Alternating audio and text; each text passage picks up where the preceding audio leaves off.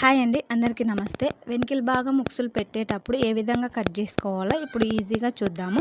ముందుగా అయితే మనము వెనికిల భాగంని ఈ విధంగా అయితే షోల్డర్స్, వెనికిల భాగం ముందర భాగము, షోల్డర్స్ భుజాలైతే అతికించుకోవాలి. ఆ తర్వాత మనం వెనికిల భాగాన్ని షోల్డర్స్ దగ్గర నుంచి ఈ విధంగా సెంటర్కి మధ్యలోకి ఈ విధంగా మర్చుకొని ఆ తర్వాత కట్ చేసుకోవాలండి.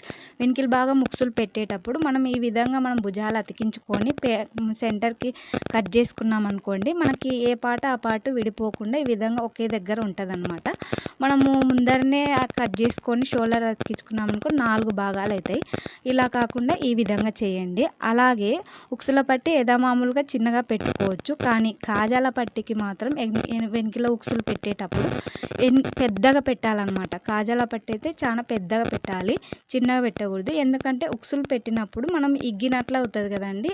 ఆ ఇగ్గినట్ల అయినప్పుడు మనకి వెనికిల కొంచెం కనబడకుండా ఈ విధంగా కాజాల పట్టి ఎక్కువ పెట్టినామనుకోండి, ఉక్సులు మనకి ఇట్లా పెట్టి లాగినట్టయినా కూడా మనకి పై అనేది కనబడదనమాట. ఈ విధంగా అయితే వెనికిల భాగం ఉక్సులు పెట్టేటప్పుడు కాజాల పట్టి పెద్దగా పెట్టండి. ఈ విధంగా కట్ చేసుకోండి. అంతేనండి. నచ్చితే లైక్ అండ్ సబ్స్క్రైబ్. థ్యాంక్స్ అండి. బాయ్.